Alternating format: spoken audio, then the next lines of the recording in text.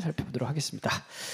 자, 지난주 말씀 다시 한번 더 복습을 해보면 1장을 통해서 사울의 죽음에 관한 보고를 다윗이 받았습니다. 1장을 통해서 우리가 살펴봤듯이 다윗은 어떤 사람이었습니까? 그 오랜 기간 동안에 하나님께서 한 사람을 만들어 오셨는데 다윗 1장에서 나타났던 다윗에 대한 특징 중에 하나는 다른 사람의 슬픔을 이용하지 않는 사람이었습니다. 사울은 원수 같은, 정말 그런 원수가 없었겠죠. 어떤 한 사람이 한 1년만 나를 죽이겠다고 쫓아다녀도 미울 텐데 평생을 자기를 쫓아다녔고 자기는 망명생활을 10수년간 하게 만들었는데 아무 잘못도 없었지만, 그러니까 얼마나 미웠겠습니까만은 이제 그의 죽음이 그에게는 마치 찬양의 곡조처럼 다가왔겠지만, 그러나 그는 그 비극을 함께 슬퍼하며 부하들과 함께 공동체의 비극으로 받아들이는 성숙한 그런 왕의 모습을 보여줬습니다. 그러니까 왕의 기름을 받기 이전에 다윗은 왕으로 준비가 되었다는 것을 1장을 통해서 우리는 볼 수 있었습니다. 그런데 우리가 사무엘 1장도 마찬가지고 2장도 마찬가지고 인물 대조법이 계속 사용됩니다. 그러니까 다윗이라는 인물이 있고 또 한편으로는 아말렉 사람이라는 대조되는 인물이 있습니다. 2장에서는 다윗이 있고 북이스라엘의 이스보셋이라는 대조되는 인물이 있습니다. 이 대조법을 통해서 다윗이 가지고 있는 하나님이 만들어 놓은 다윗의 성품이라는 작품, 그것이 더욱더 빛나게 만드는 문학적 역할을 하고 있습니다. 그래서 1장에서 다윗과 대조되는 사람이 누구였습니까? 아말렉 사람이었죠. 그래서 지난주 말씀의 제목이 누구를 죽여라? 내 안에 아말렉 사람을 죽여라. 그래서 계속 죽이는 얘기로 처음부터까지 하다가 이제 끝났는데, 그 아말렉 사람의 또 특징은 뭐였습니까? 이 사울의 죽음을 자신의 입속을 차리는 그런 방법으로 사용하려고 했습니다. 결국 그런 이야기를 통해서 보여주는 건 뭐냐면, 다윗이라는 너는 이제 왕이 될 텐데 왕이 되어야 할 가장 중요한 성품 중에 하나가 다른 사람의 슬픔을 이용하지 않는 것. 근데 그거는 굉장히 엄중한 하나님의 조건이었다는 것입니다. 아무래도 지도자가 되고 어떤 사람이 되다 보면 균형을 이룰 수가 있겠죠. 자기에게 더 잘해주는 사람 더 사랑하고, 자기에게 못해주는 사람, 자기에게 해코지하는 사람 더 미워하고. 그게 이제 보통 일반적인 사람의 마음이지만 하나님께서 왕에게 요구했던 마음은 그런 마음이 아니었다는 것입니다. 그래서 사실은 그런 마음은 단순히 다윗에게만 해당되는 말씀이 아닙니다. 왕 같은 제사장으로 부른 우리에게도 마찬가지입니다. 참 어려운 숙제이긴 합니다. 같이 사는 남편 아내도 우리가 사랑하기 쉽지 않은데 집 밖에 있는 사람까지 사랑하는 건 이건 뭐 제가 천사도 아니고 너무너무 힘든 일이지만, 그런 사실 왕 같은 제사장으로 부른 우리에게 하나님께서 요구하시는 어떤 목표치와 같은 게 1장에서 나오는 그런 이야기였습니다. 2장에서도 마찬가지입니다. 2장 1절을 보시면 그 후에 라는 말로 시작을 합니다. 근데 원문에 보면 꽤 깁니다. 그 후에 이렇게 되어 있는데 원문을 지금 말하려다가 표정이 안 좋아질 것 같아서 생략하겠습니다. 어쨌든 원문에 꽤 깁니다. 꽤 긴데 요 단어를 그대로 풀어서 설명을 하면 이 모든 일들이 다 이루어지고 난 직후, 이런 뜻입니다.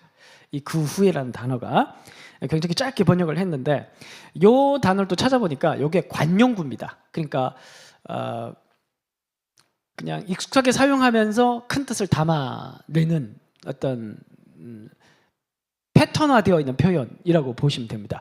사무엘 하스에 총 5번 등장하는데 5번 모두 다가 시대에 큰 전환이 있을 때, 스토리에 큰 전환이 있을 때 요 그 후에라는 단어가, 긴 단어가 익숙하게 똑같이 반복돼서 사용됩니다. 그러니까 무슨 말이냐면 2장 1절의 그 후에, 앞에 1장은 다윗이 어디에 있었습니까?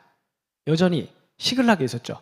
그리고 2장의 그 후에라는 말, 그 모든 일이 있고 난 그 이후에 라는 말 다음에 다윗이 헤브론에 가서 왕이 됩니다. 그러니까 사무엘 하서의 진짜 시작은 지금부터라는 거예요.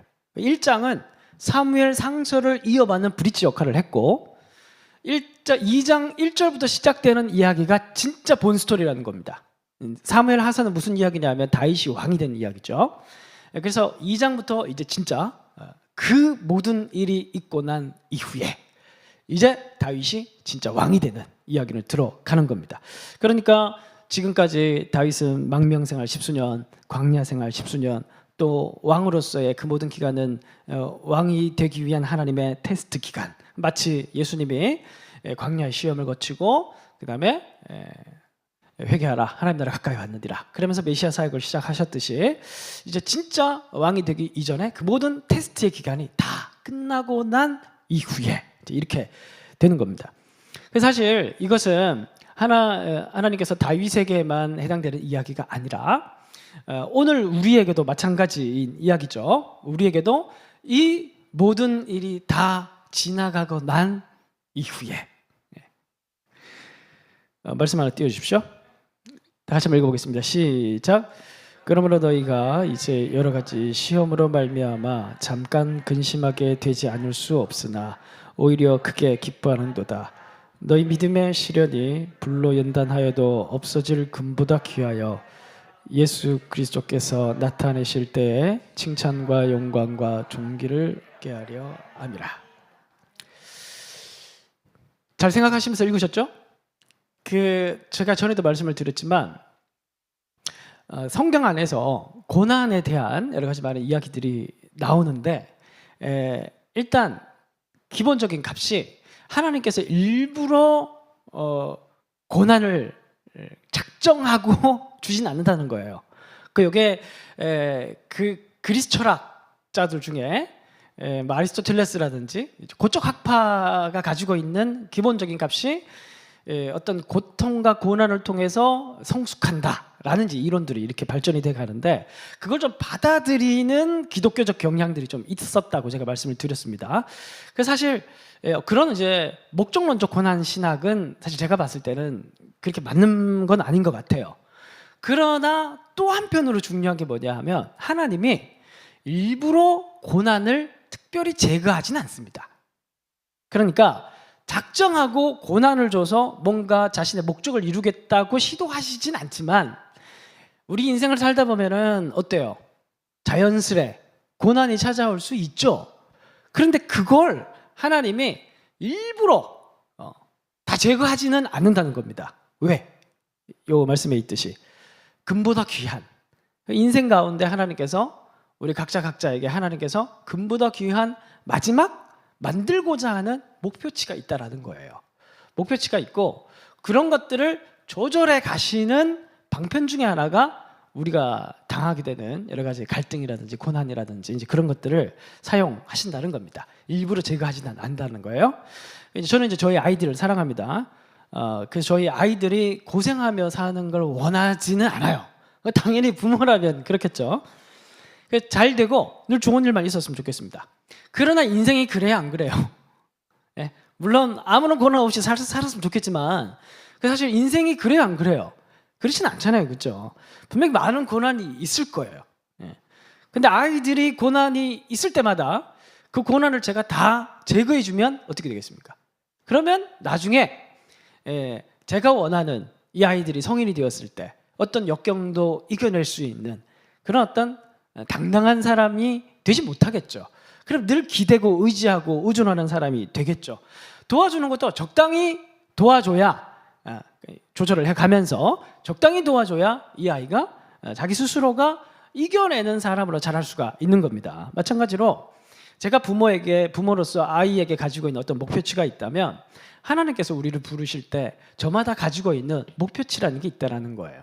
근데 그걸 아까 이제 말씀에서는 금보다 귀한, 그러니까 계시록에 보면은 새 예루살렘이 신부가 단장한 것 같이 하늘에서 땅으로 하나님께서 만드신 새 하늘과 새 땅에 새 예루살렘이 신부가 단장한 것 같이 내려온다는 표현이 있는데 단장하다라는 헬라어 단어가 고난이라는 단어와 헬라어 어원을 같이 합니다.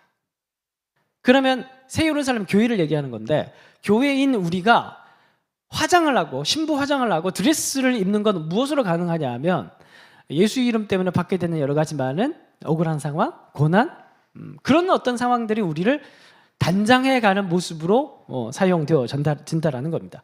이 모든 일이 다 이루어지고 난 이후, 이해되세요? 왜 이런 얘기를 하는지.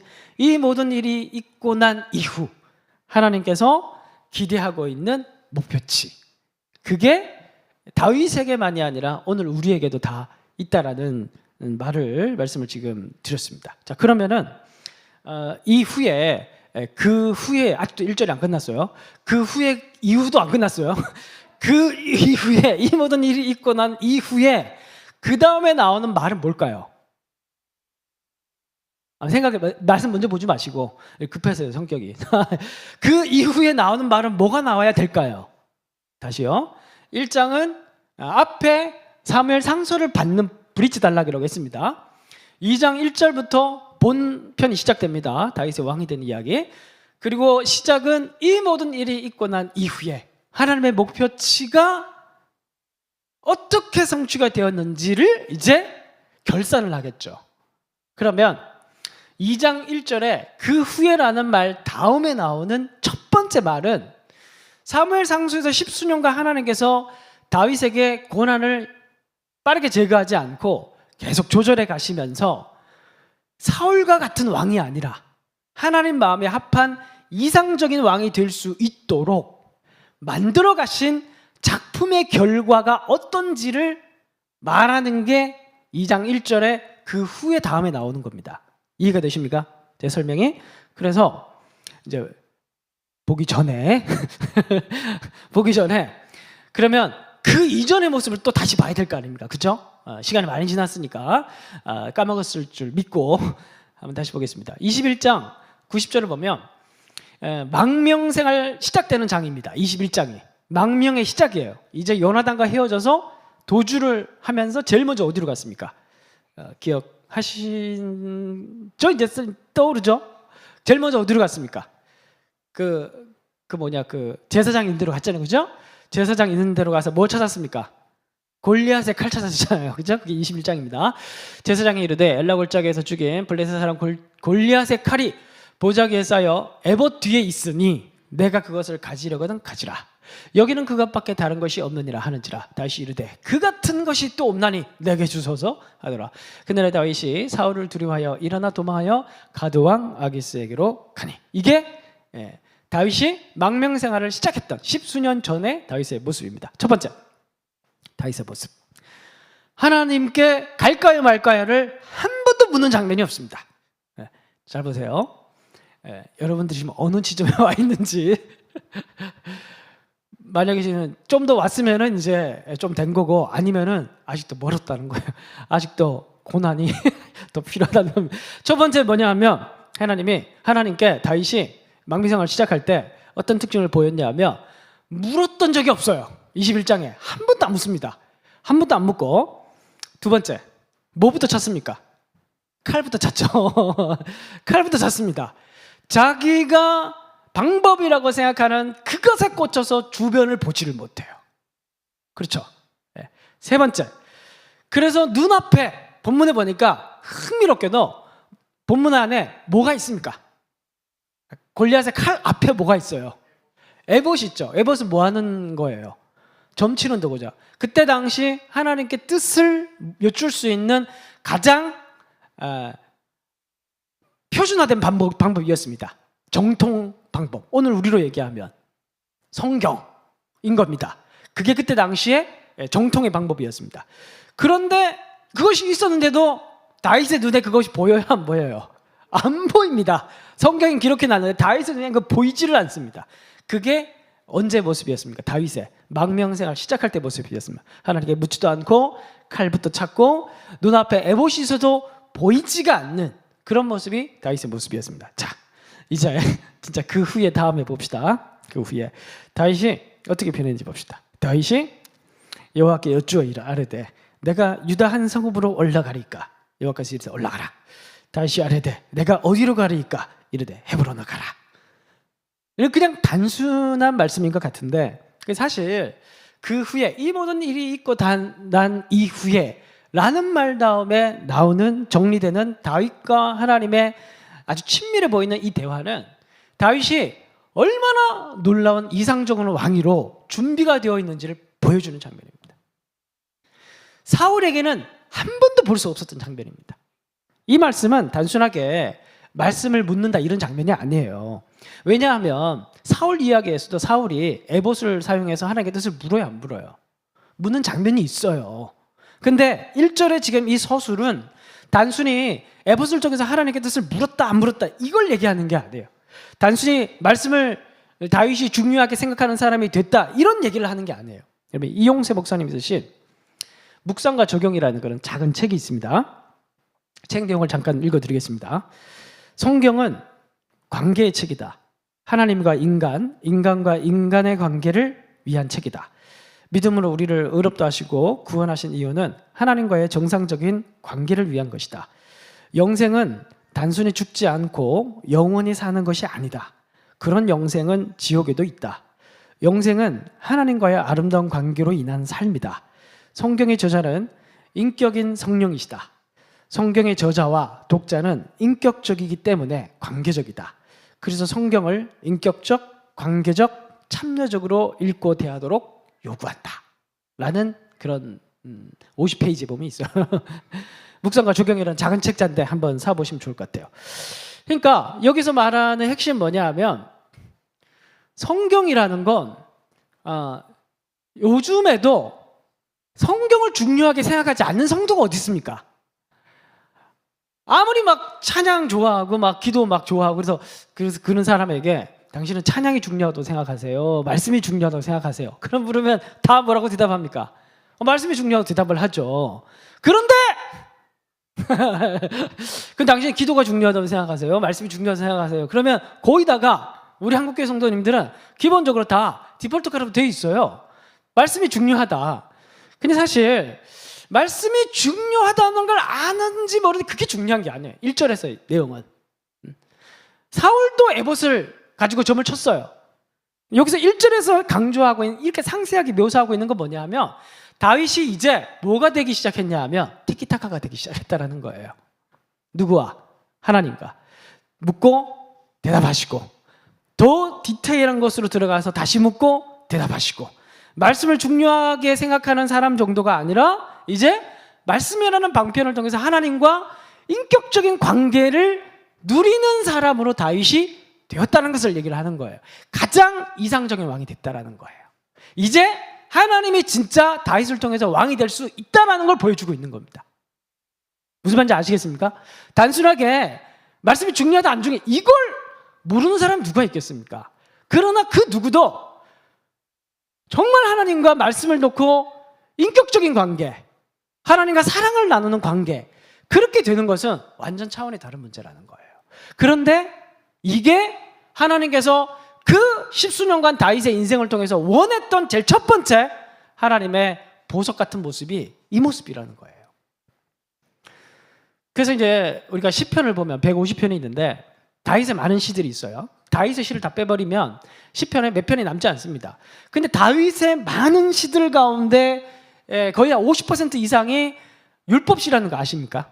토라시라고 부르는데 그러니까 그 시 속에는 반드시 무슨 표현이 들어가 있냐 하면 내가 주의 율례를 사랑합니다. 내가 주의 율법을 사랑합니다. 사모합니다. 갈망합니다. 내가 주야로 주의 말씀을 읊조립니다. 뭐 이런 어떤 단순히 그냥 내가 말씀이 중요하다 그런 차원이 아니라 이제는 그걸 넘어선 말씀을 사랑하는 그 말씀을 갈망하는 인격적인 관계로 누리는 말씀을 통해서 이제 그러한 모습까지 들어가 있는 게 시편 말씀 속에 막 나와 있어요. 그래서 여러분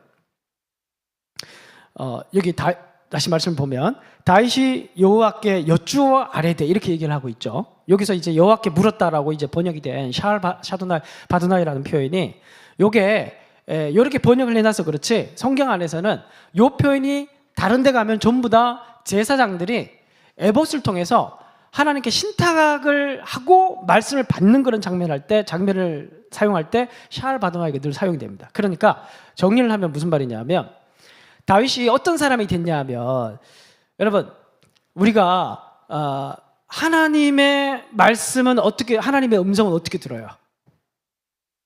대답 잘 하셔야 됩니다. 이상한 다른 교회로 보낼 수도 있어요. 하나님의 말씀 음성을 어떻게 듣습니까? 우리가 하나님의 말씀을 꿈이나 환상이나 아니면은 뭐 어떤 다른 사람과 대화나 뭐 이런 걸 통해서 들을 수도 있어요. 그런데 그런 경우는 말씀이 아주 약할 때입니다.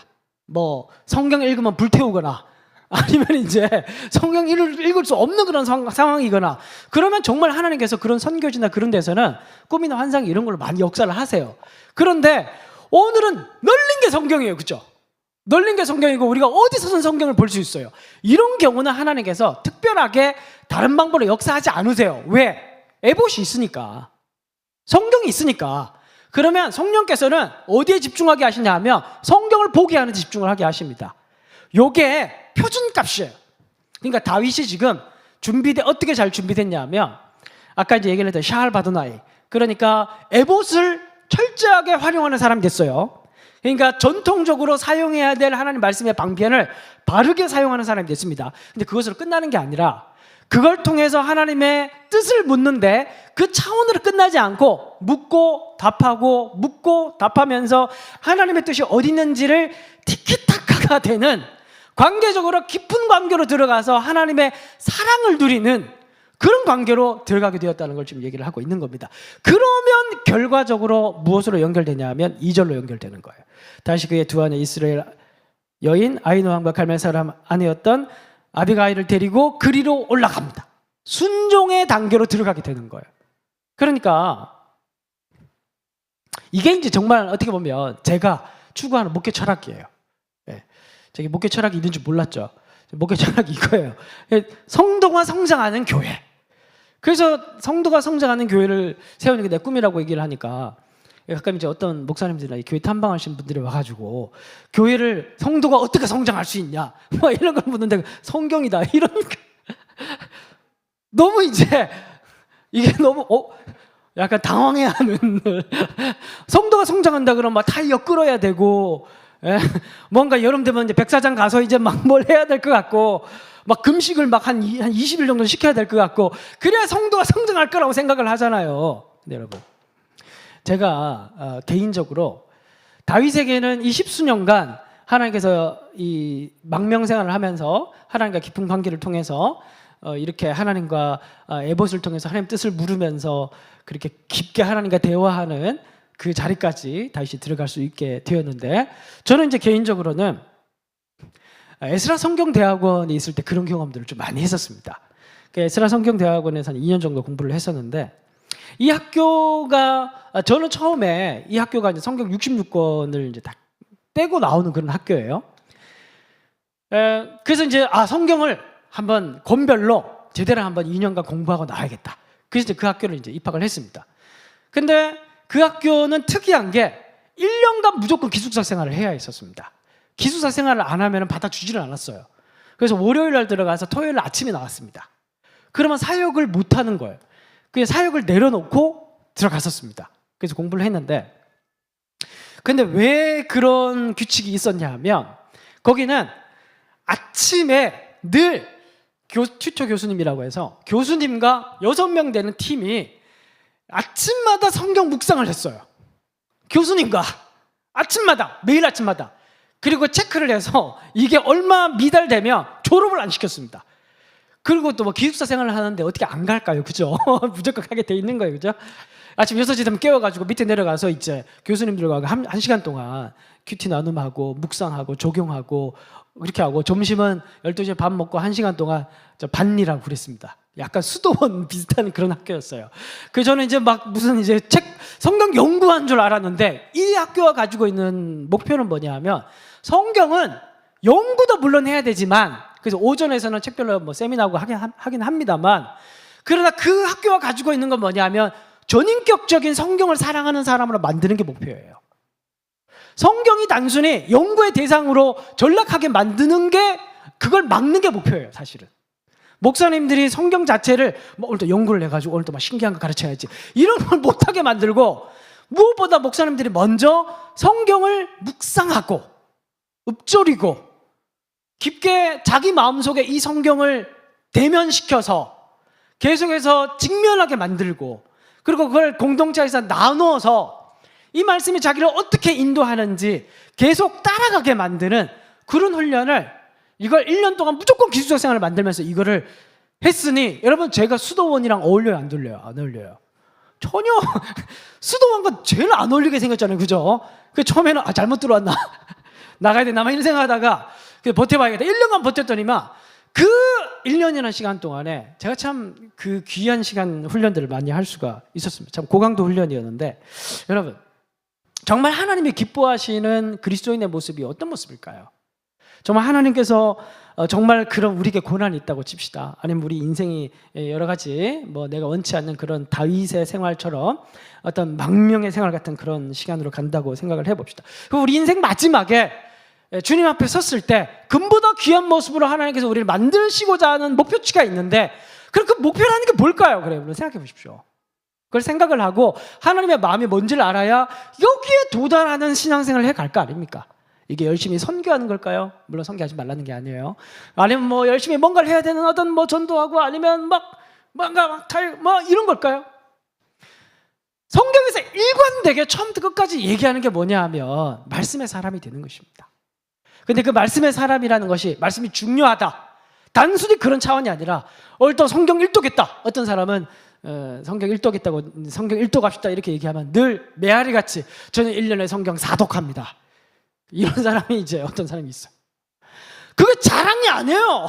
많이 힘든 게 중요한 게 아니에요. 성경 통독도 또 다른 자기의 의가 될 수도 있어요.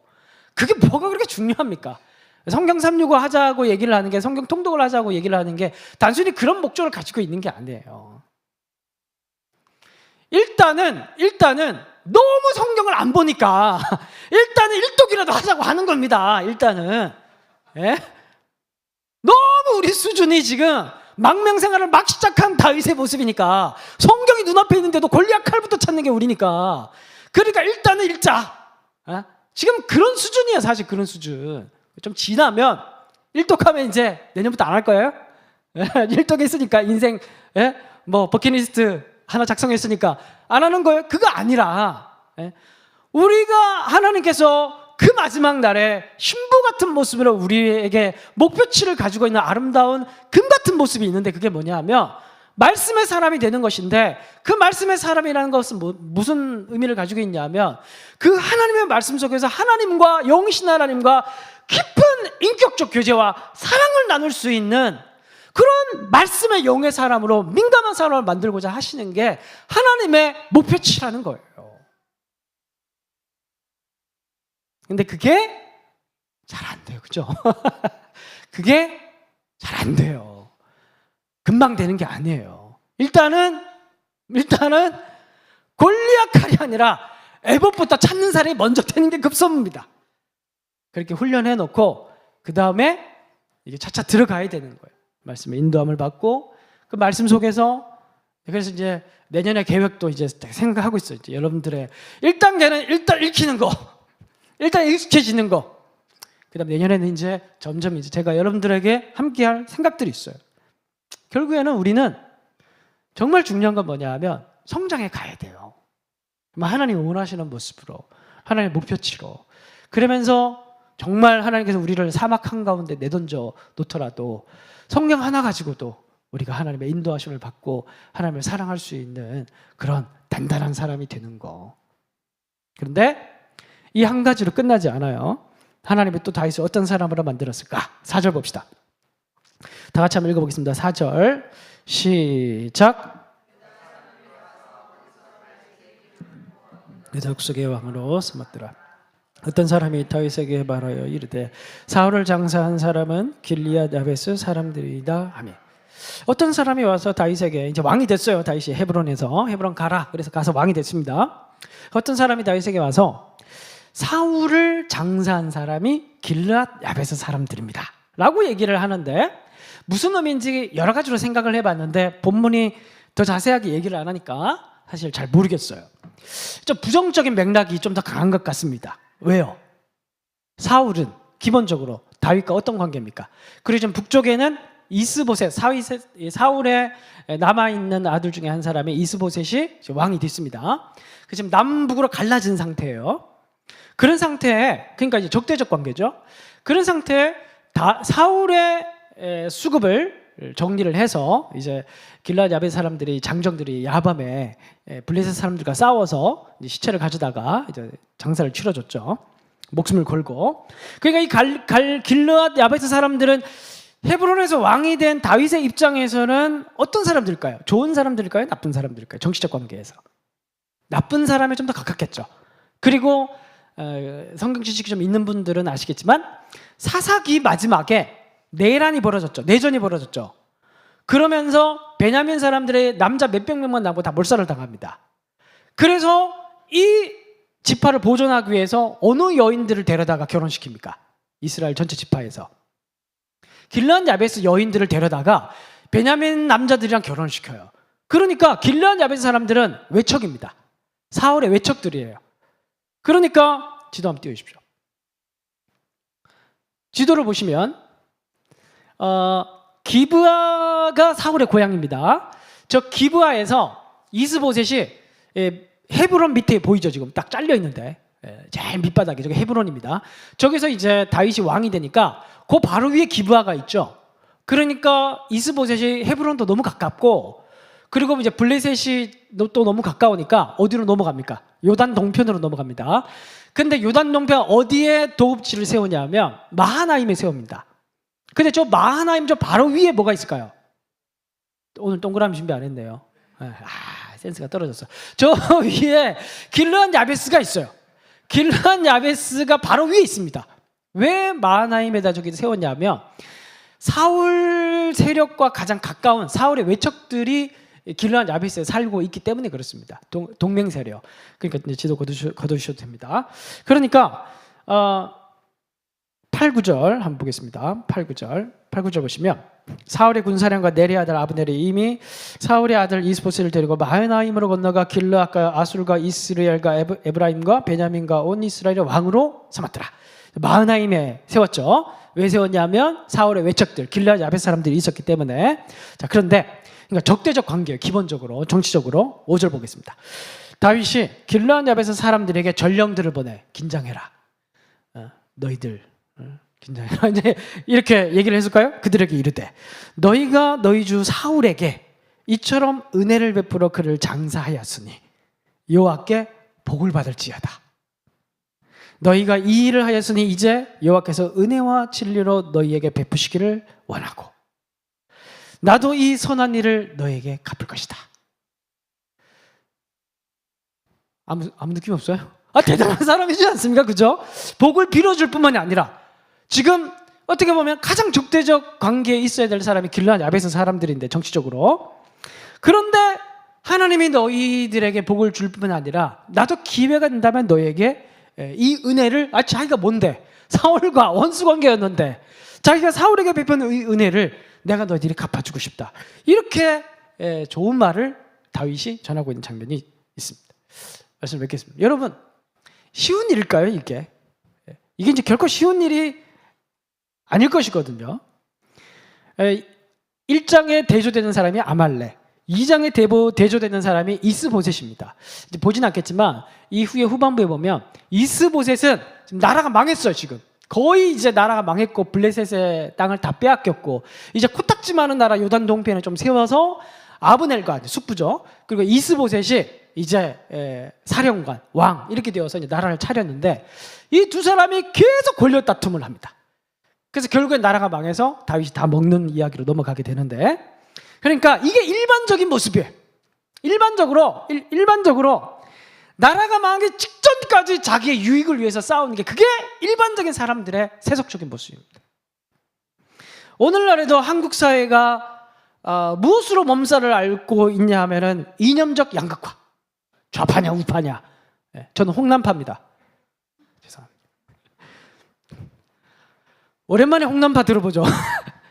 여러분 좌파냐 우파냐 아직도 이런 얘기하는 사람이 있어요. 정말 죽여버리고 우리 뇌가 좌뇌가 있고 우뇌가 있잖아요. 좌뇌로만 살 거예요? 그죠? 좌뇌도 있고 우뇌도 있는 거예요. 우뇌가 있으면 좌뇌가 있고 새가 왼쪽 날개가 있으면 오른쪽 날개가 있고 그런 거 아닙니까? 그죠?